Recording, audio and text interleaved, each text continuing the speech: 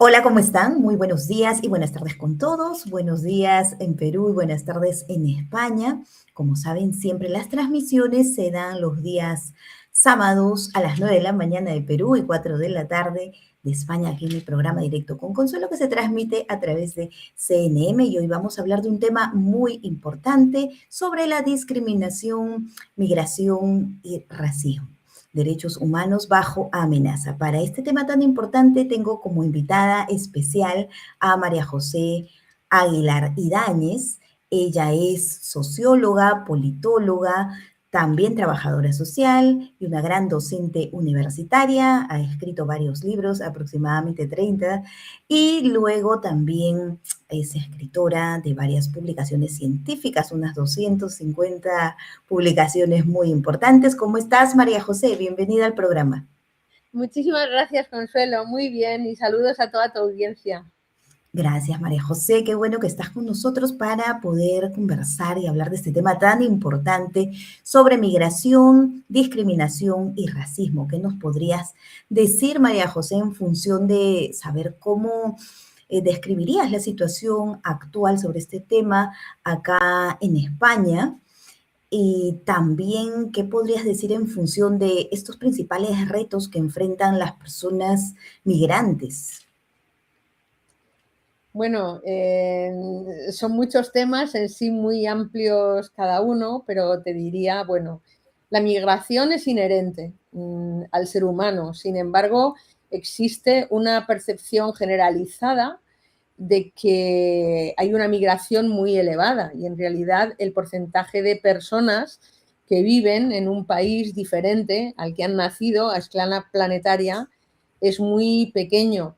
Pero, como decía el célebre teorema de Thomas, no importa si una situación es real o no lo es, basta que alguien considere en su cabeza algo como real, aunque no exista, para que se comporte de acuerdo a eso. Entonces, en ese sentido, la migración, o sea, la presencia de personas de origen extranjero distinto al nacional, que han nacido en otro país, si hablamos de migración internacional, en un país distinto al que están residiendo, es un fenómeno sobredimensionado porque una gran parte de la población mayoritariamente piensa que el porcentaje de personas migradas en su sociedad en general es muchísimo más elevado del que cualquier dato, analizando la demografía de los censos de cada país, muestra. ¿Esto qué significa? Pues que aunque la evidencia científica, los datos de la realidad muestren una cosa, los comportamientos sociales y por añadidura políticos, culturales, simbólicos, discursivos, mediáticos, etcétera, no se anclan, no se sustentan tanto en lo que es la evidencia científica, la realidad tal como es objetivamente, sino que se sustentan en esas visiones generalmente distorsionadas y sobredimensionadas de fenómenos, pues que, bueno, que insisto, han sido inherentes a la humanidad. Los procesos migratorios son procesos de sucesión ecológica, que dirían los especialistas en ecología humana. Y hay una diferencia muy grande entre en cómo se abordan, cómo se responden desde la política, la cultura, la economía, la sociedad a un fenómeno social X, dependiendo en este caso, pues no es lo mismo entenderlo como procesos que han existido y que existen con variaciones y van a seguir existiendo mientras sobrevivamos como especie, y que eso implica retos y desafíos para permitir la mejor acomodación posible de las personas que se desplazan de unos lugares a otros, que tener una visión distorsionada, negativa, estigmatizadora del fenómeno, considerarlo como una amenaza, aunque en la realidad no lo sea,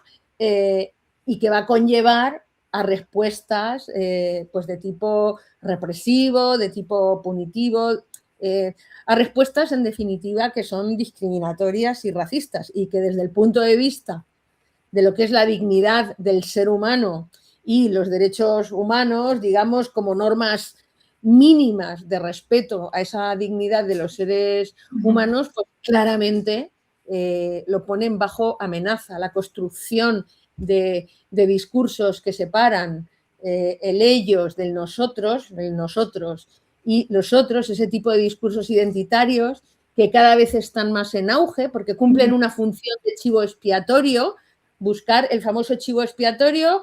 Pues hace 600 años en España el chivo expiatorio fueron los gitanos y se les persiguió y se les expulsó, o los judíos en su momento. En la Segunda Guerra Mundial fueron también un montón de colectivos y ahora el chivo expiatorio a nivel planetario parece lamentablemente ser cada vez más las personas que migran, ¿no? Ahora, María José, ¿qué factores consideras que explican este aumento de discursos de rechazo hacia la inmigración en los últimos años? Ya como socióloga y politóloga, ¿qué opinas al respecto? Bueno, yo creo, digamos, desde el punto de vista de grandes periodos históricos, ha habido momentos, a veces coincidiendo en distintos países o continentes, otras veces no. Hay momentos de flujo y de reflujo, pues tanto de discursos socialmente más apegados al despliegue de los derechos humanos, y ha habido momentos, y hoy creo que vivimos en un momento de lo que Hannah Arendt llamaría tiempos oscuros, donde parece ser que la centralidad de la dignidad del ser humano y los derechos humanos están siendo puestos en cuestión. No tanto puestos en cuestión de manera explícita, es muy raro escuchar a nadie que diga yo estoy en contra de los derechos humanos, pero es que una cosa es lo que afirmamos verbalmente, o sea, vivimos, por ejemplo, en las sociedades europeas y también la española, en sociedades que se nos llena la boca hablando de derechos humanos y presumimos de ser un continente que ha hecho aportaciones civilizatorias a la humanidad que tienen que ver con el Estado de Derecho, en fin, bla, bla, bla, bla, bla, bla. Somos universalistas de boquilla, pero luego en la práctica tenemos comportamientos sociales, tanto a nivel individual, interpersonal, con otros, como intergrupal, como social en general, que niegan ese supuesto universalismo de los derechos humanos.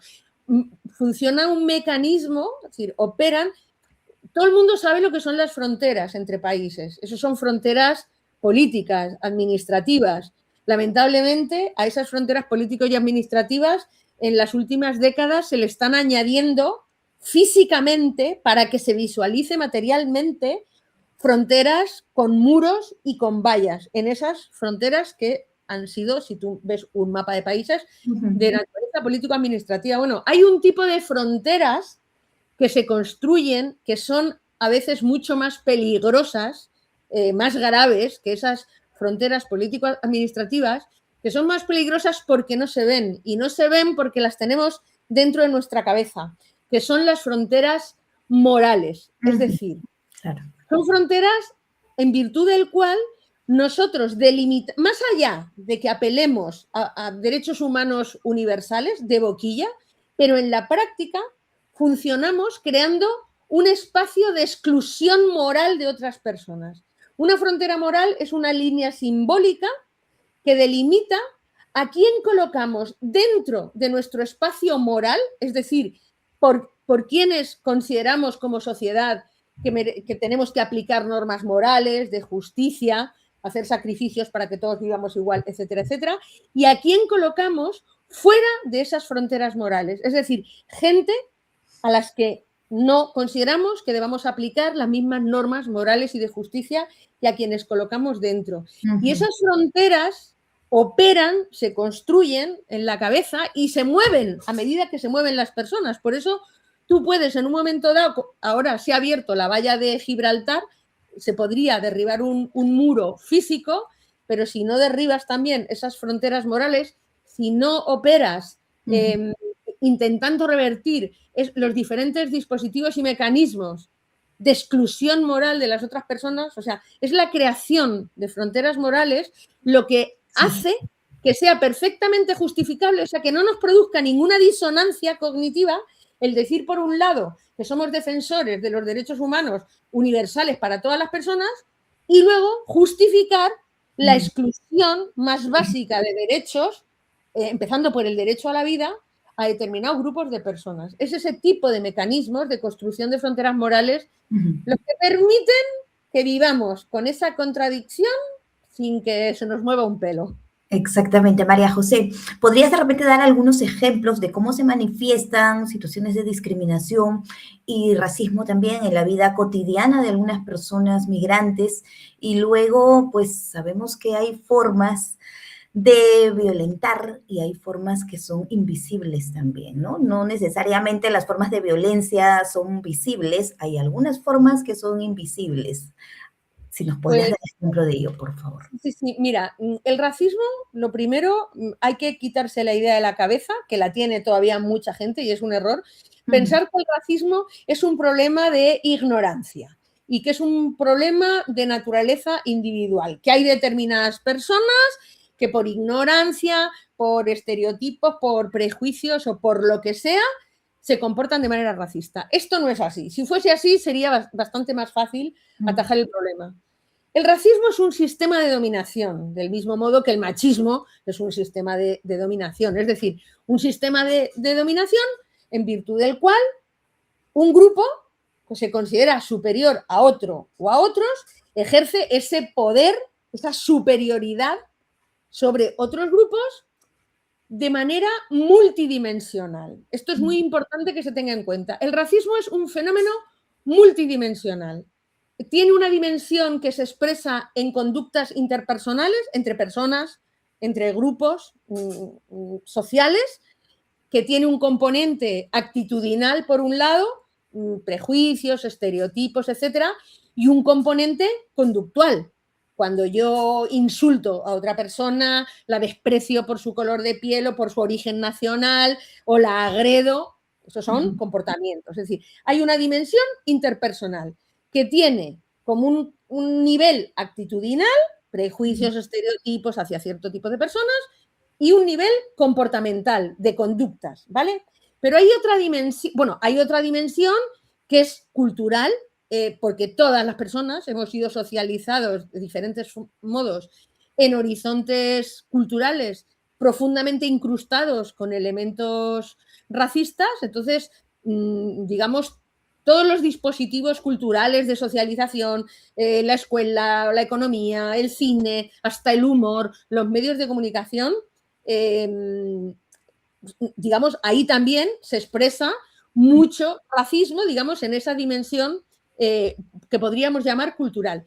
Y luego hay una dimensión que es la cara más oculta del racismo, que es el racismo institucional. Ya. Porque quien ejerce el racismo, ya sea personas de carne y hueso o sin que intervengan personas directamente de carne y hueso, digamos, se ejerce desde las instituciones. Por ejemplo, discursos de personas con responsabilidad pública importante, que son claramente racistas y discriminatorios. Me da igual que sean responsables políticos, institucionales o que ejerzan algún rol de liderazgo. Por ejemplo, a través de normas, de leyes, reglamentos, circulares, etcétera, que son profundamente discriminatorias. Pero luego también a través de conductas de personas que son responsables de ejercer labores institucionales. Y me da igual, aquí te estoy hablando desde un policía local hasta un empleado de una oficina de extranjería, un profesor o profesora en una escuela, personal sanitario o alguien de una entidad que está llevando a cabo un determinado programa de atención. O sea, hay personas que en el ejercicio de funciones institucionales, independientemente de que exista o no racismo en la normativa que les regula, expresan ese racismo en su relación, que no la están haciendo a nivel privado en su casa o con su vecino, sino en el ejercicio de una función institucional a cualquier nivel. Y luego hay discriminación también en las políticas sociales, que a veces tienen un discurso supuestamente integrador, pero luego se producen, hay muchas políticas que en la práctica, por cómo se ejecutan, tienen efectos discriminatorios en unas poblaciones que no tienen en otras. Pensemos en políticas de educación o de vivienda, que hay una exclusión residencial muy fuerte. Ajá. Y luego una cosa que a veces suele ser la más sutil y que pasa desapercibida, incluso en programas denominados de integración social o en servicios de carácter social, o también muchísimos de estos programas son asistencialistas, son paternalistas, tienen una visión salvacionista, colocan en la persona inmigrante la absoluta y radical responsabilidad de integrarse, como si las personas de la sociedad acogida no tuviésemos ninguna responsabilidad en esos procesos de convivencia y de integración. Entonces, hay, digamos, el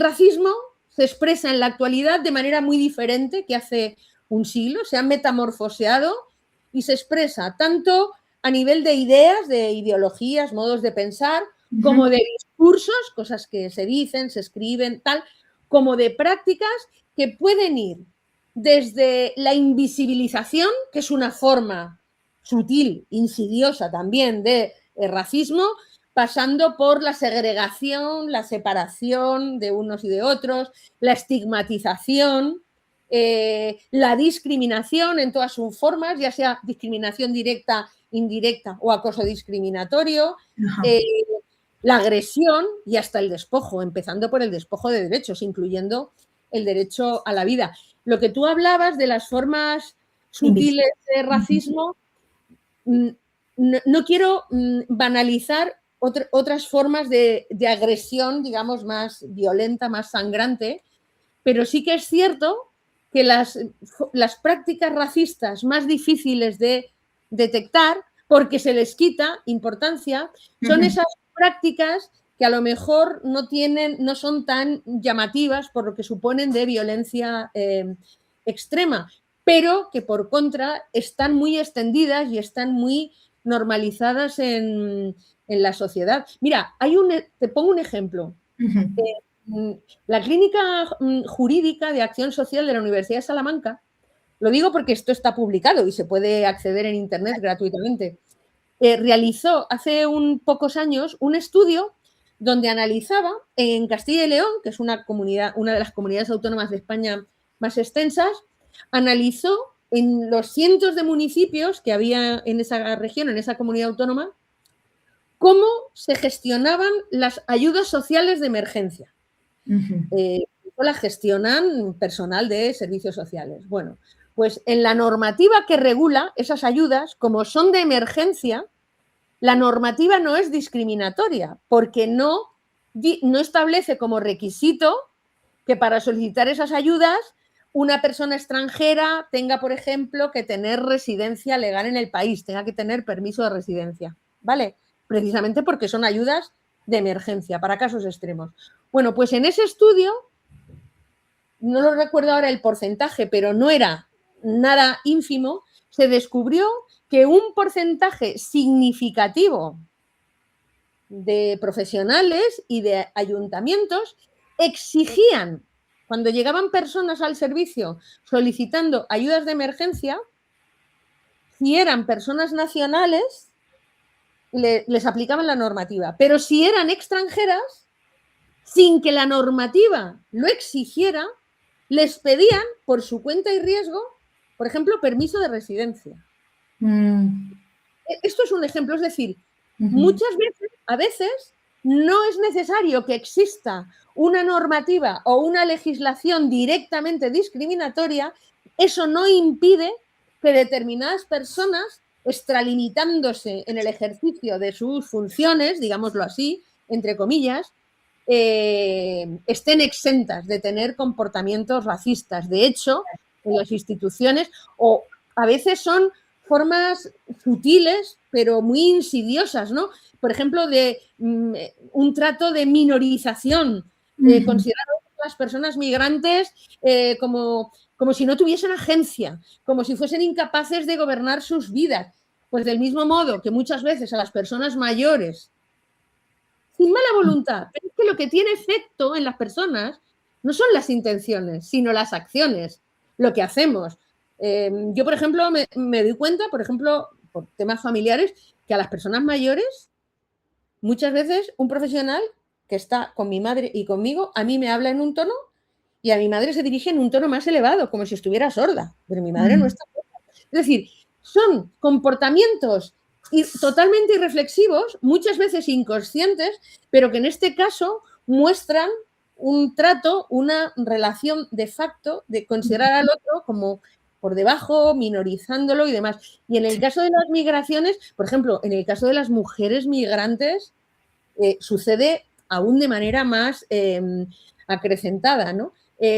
Hace bastantes años, como 25, se hizo en Andalucía un estudio analizando diagnósticos que en servicios sociales se hacían de personas y de familias que llegaban a pedir ayudas y se descubrió que cuando las personas eran de origen migrante, en situaciones sociales similares, era llamativo que en los diagnósticos hechos por los profesionales, la explicación cultural a lo que les pasaba tenía un peso que no tenía te estoy hablando de problemáticas sociales similares. Pensemos, por ejemplo, en el tema de violencia de género, ¿no?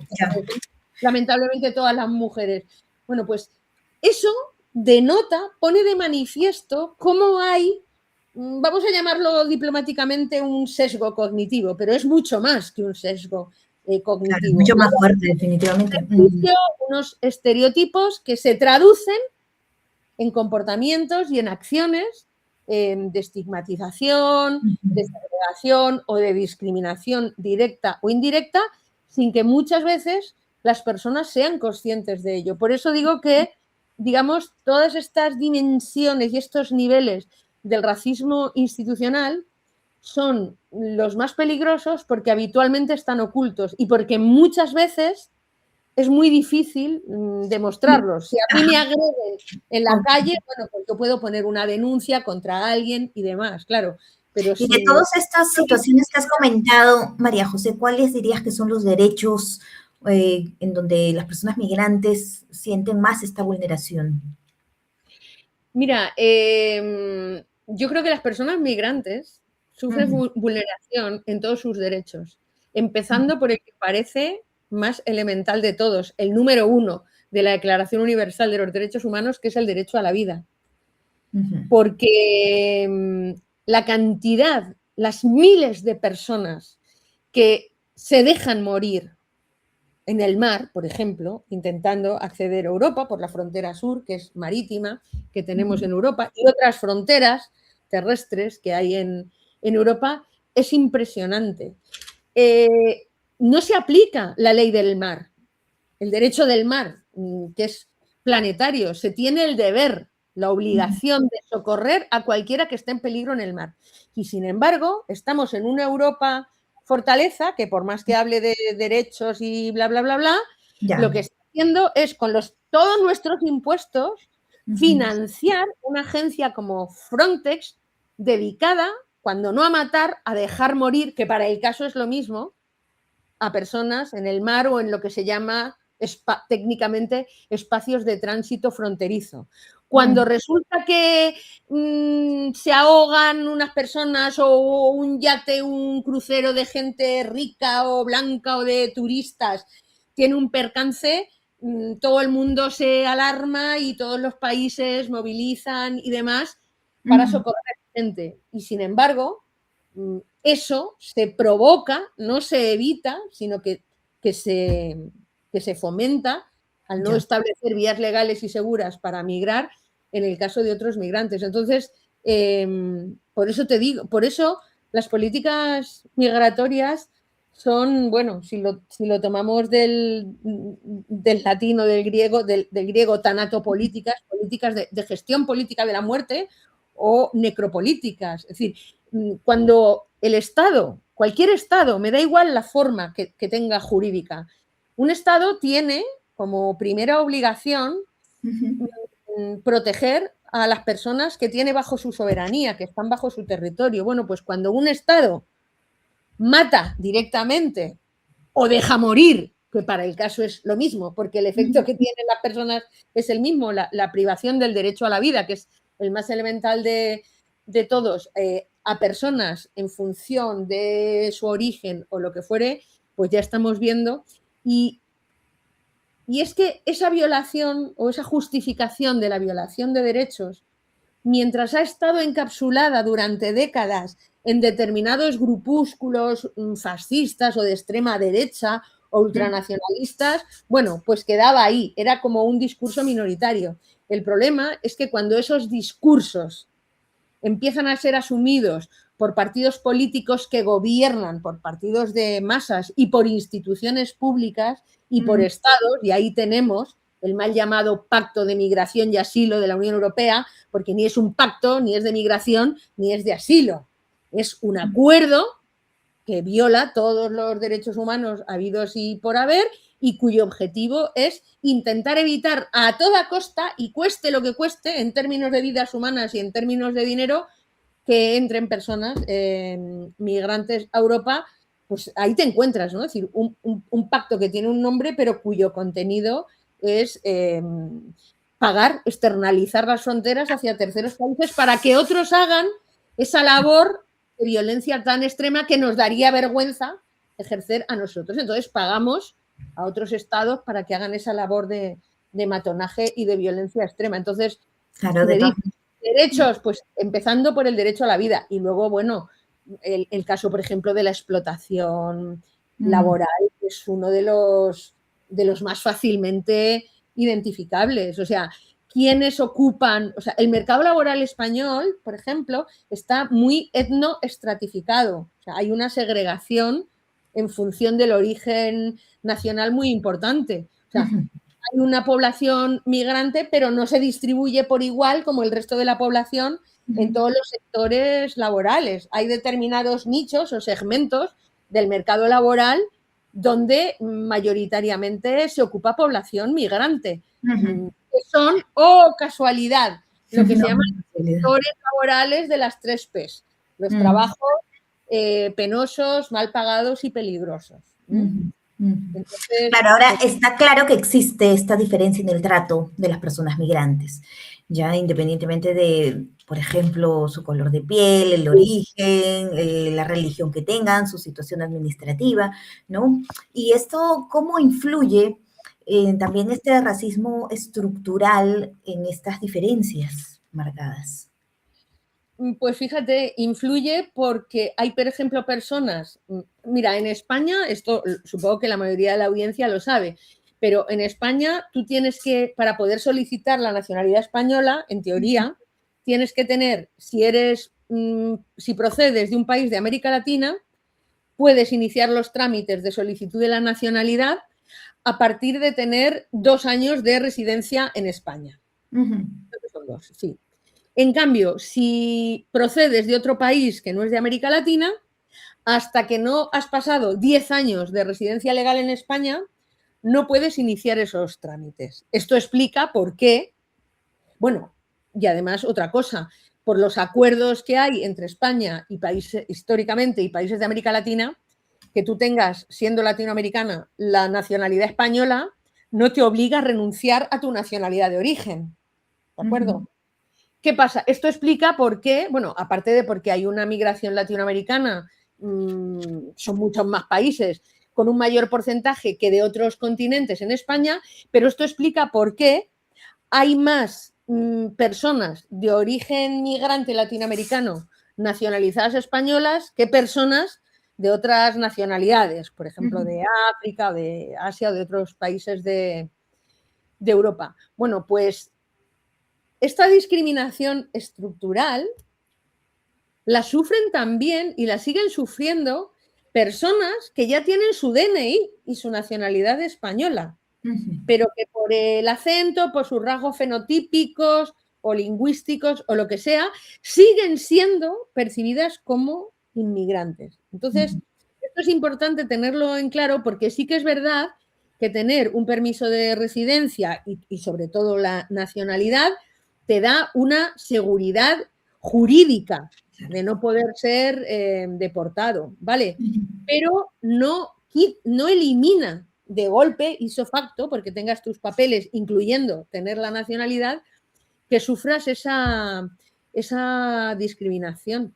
Entonces, por eso el racismo es sistémico y tiene ese componente estructural, y por eso, para combatirlo con eficacia, no es suficiente llevar a cabo programas educativos cargados de buenas intenciones. Hay que utilizar herramientas que permitan, o sea, a nivel legislativo, a nivel institucional, a nivel social y demás, pues eliminar esos factores, pero es una tarea ardua y difícil. Nosotros, fíjate, en los últimos 10 años, investigando otras cuestiones sobre migraciones, nos dimos cuenta hace pocos años que personas, sobre todo si estaban en situación administrativa irregular, pero no solo, padecían lo que nosotros hemos denominado el síndrome de deportabilidad, que el racismo tiene consecuencias en la salud de las personas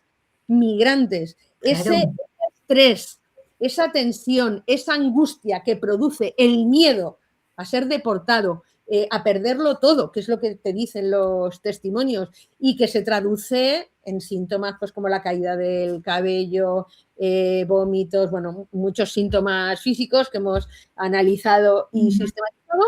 Y lo más importante, que son situaciones, lo hemos visto en Estados Unidos, ahora en este segundo mandato de Trump, que no se eliminan por el hecho de tener un estatus migratorio legalizado en el país de destino, sino que ese síndrome de deportabilidad lo siguen padeciendo también muchas personas que ya están asentadas en el país e incluso que tienen regularizada su situación. Hasta tal punto, por ejemplo, pensemos en las redadas por perfil étnico que realiza la policía. Tienes muchas más posibilidades, si eres un hombre de aspecto magrebí, de ser detenido en la calle por la policía. Por ejemplo, que si eres una mujer magrebí, que vas con tu hijab. No sé si me... Claro, claro que sí. Ahora, María José.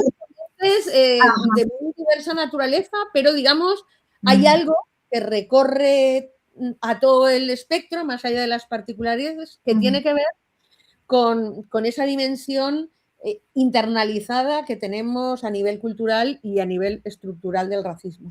María José, ¿qué consideras a nivel de las responsabilidades que tienen las instituciones públicas para poder prevenir y que se pueda ya de alguna manera ir reduciendo estas situaciones de discriminación y garantizar una verdadera igualdad de oportunidades para todos? Habría que hacer muchísimas cosas, empezando por revisar toda la legislación, la que es pública, pero también toda la cantidad de circulares, reglamentos, etcétera, que no se publican en el Boletín Oficial del Estado, para eliminar cualquier aspecto discriminatorio, directo o indirecto que contengan, que los tienen. Creo que también habría que hacer una labor al interior de las instituciones y de las organizaciones muy importante, porque pensemos, por ejemplo, en las televisiones, ¿cuántas personas, presentadores y presentadoras de televisión, con otros rasgos fenotípicos y con otros acentos se ven en televisión? Eso te lo digo yo, cero. Sí. Entonces, si los medios en que nos socializamos, por ejemplo, incorporando, muchas veces se incorpora a personas migrantes en determinadas instituciones, pero para hacer labores subalternas, como personal de la limpieza.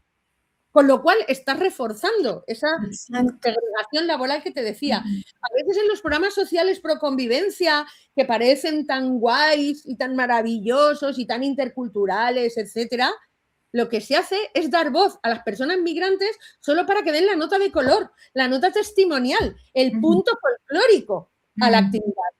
Pero yo me pregunto, o sea, en las instituciones habría que incorporar. En salud se está haciendo más en el ámbito privado que en el público por necesidades de personal.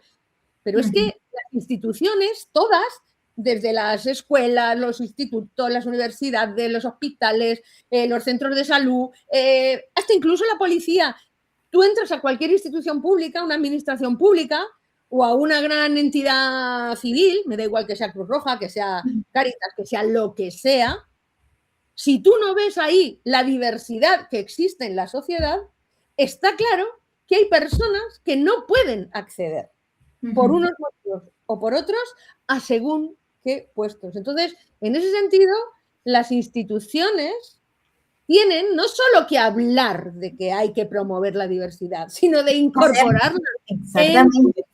en su seno. Porque Claro, ahora desde el hecho, por ejemplo, de las homologaciones de los títulos universitarios que demoran tanto, ¿no? ¿Y por qué es que demoran tanto? ¿Cuál es la intención también de todo ese proceso? Porque en muchos mira, casos demora años y los sí, profesionales que tienen tanto talento, que vienen de afuera, que bien podrían aportar grandemente a la sociedad, de alguna manera les delegan labores, como lo has dicho bien, ¿no? Mínimas, y eso tiene también un fondo. mira, es demencial. O sea, el proceso de homologación de títulos para personas extranjeras en España es un ejemplo clarísimo que ilustra lo que es un aspecto del racismo institucional. No sé si me explico. Es decir, Claro. es un racismo institucional que no está como tal recogido en una norma, pero el funcionamiento de las instituciones, en este caso los periodos de tiempo tan largos que pueden llegar a demorarse hasta 8 años, es una vergüenza.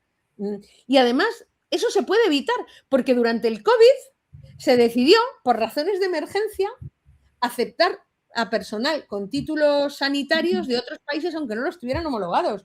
Y no se murió nadie por eso. Es decir, falta esa voluntad política. Sí. Esto es un ejemplo de cómo hay políticas públicas que tienen efectos y consecuencias claramente discriminatorias. La homologación de títulos es una de ellas, Así es. pero cabrían muchas.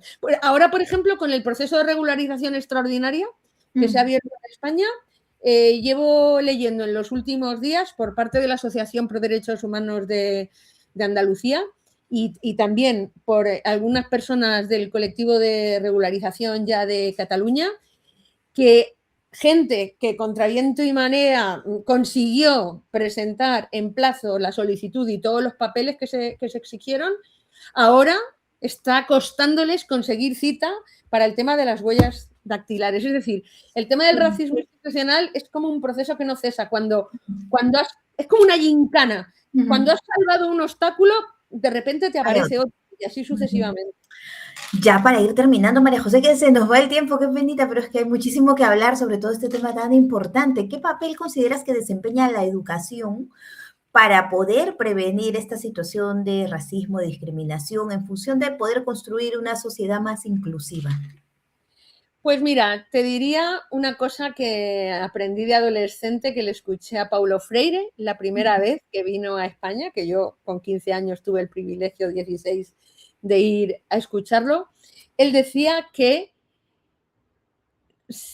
la educación no puede cambiar a la sociedad, pero sin la educación, una sociedad, aunque cambie otras cosas, tampoco cambia. Es decir, la educación no es todo, pero sin la educación no hay nada. Te explico. O sea, la educación tiene un papel muy importante porque es un agente de socialización, sobre todo primaria y secundaria a lo largo de la vida. Sin embargo, apelar exclusivamente a la educación es una forma de sacudirnos, de eludir nuestras responsabilidades en otros ámbitos, desde el ámbito personal hasta el ámbito institucional, que también tenemos que utilizar como herramienta y como campo de combate del racismo y de la discriminación. Entonces, en ese sentido, la educación es importante, pero lo que no puede ser es que pretendamos que eso sea la única... Claro. Mira, Ahora, lo pongo con un ejemplo. Mira, el código de la circulación. Tú cuando te sacas tu licencia de conducir, vas a una academia, estudias, te educas, te formas, pasas unas pruebas para que te den la licencia de conducir o no. Pero comportarte, la educación vial no es responsabilidad exclusiva de la formación que tú haces cuando te sacas la licencia de conducir, a que a ti de pequeño te enseña tu familia que cuando está un semáforo en rojo no se cruza la calle, que hay que mirar a los dos lados antes de cruzar por si viene un vehículo. Es decir, el papel, por ejemplo, de la familia, y ahí tenemos responsabilidad todos, el papel del vecindario, de la comunidad, de los grupos de iguales, el papel de las instituciones, lo que cada uno hacemos o dejamos de hacer en los espacios de convivencia que habitamos, tanto sean laborales como de ocio, familiares, personales, etcétera.